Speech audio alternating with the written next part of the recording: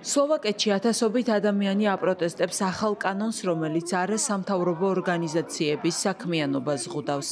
სლოვაკეთის დედაქალაქ ბრატისლავაში ათასობით მოქალაქემ ქუჩაში მოაწყო საპროტესტო მსვლელობა, რომელიც ქვეყნის პარლამენტთან მიტინგით დასრულდა.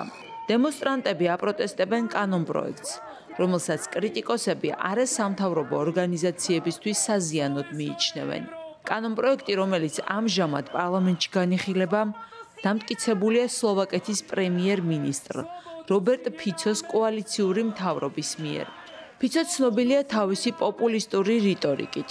მან წარსულში არაერთხელ გააკრიტიკა არასამთავრობო სექტორი და საჯარო დაუპირისპირდა სამოქალაქო აქტივიზმს. მიტინგის ორგანიზატორებმა განაცხადეს, რომ კანონპროექტი რუსეთში მიღებული კანონის ანალოგია და საფრთხეს უქმნის სამოქალაქო სექტორის არსებობას. მათი თქმით, ახალი წესები საშუალებას აძლევს ხელისუფლებას ყველა, ვინც ოპოზიციურ აზრს გამოხატავს, კრიმინალად ჩათვალოს და კანონის შესაბამისად დასაჯოს. ეს კანონპროექტი შექმნილია შიშისა და კონტროლის გასაძლიერებლად აცხადებენ ორგანიზატორები. არასამთავრობო ორგანიზაცია Via Iuris-ის ანალიზით კანონპროექტის უახლესი ვერსია ითვალისწინებს არასამთავრობო ორგანიზაციებისთვის ლობისტის სტატუსის მინიჭებას. თუმცა არ არსებობს ზუსტი განმარტება, რაც ნიშნავს ლობირება, რაც საზოგადოებაში გაურკვევლობას იწვევს. Via Iuris-ის შეფასებით ეს საკანონმდებლო ცვლილება არღვევს როგორც სლოვაკეთის კონსტიტუციას, ისე ევროკავშირის წესებს და მისი მიზანი სამოქალაქო ორგანიზაციების დასუსტება, დისკრედიტაცია და მათი მოქმედების შეზღუდვაა.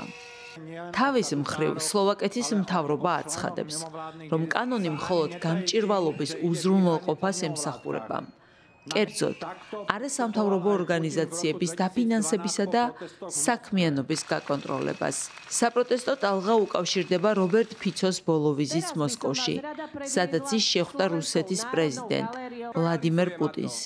ეს ევროკავშირის ლიდერის ერთ-ერთი იშვიათი ვიზიტი იყო კრემლში მას შემდეგ, რაც რუსეთმა დაიწყო სრულმასშტაბიანი ომი უკრაინაში. ფიცოს განცხადებამ, რომ სლოვაკეთმა შესაძლოა ევროკავშირი და ნატო დატოვოს, პროტესტის ტონი კიდევ უფრო გაამწვავა. რობერტ ფიცო სლოვაკურ და საერთაშორისო პოლიტიკაში ყველაზე პოლარიზებული ფიგურაა. ის ხელისუფლებაში 2003 წელს დაბრუნდა მას შემდეგ, რაც მისმა მემარცხენე პრორუსულმა პარტია სმერმა გაიმარჯვა საპარლამენტო არჩევნებში. მისმა მთავრობამ დაიწყო საზოგადოებრივი მაუწყებლის რეფორმაც, რომლის მიზანი სახელმწიფო ტელევიზიისა და რადიოს კონტროლია.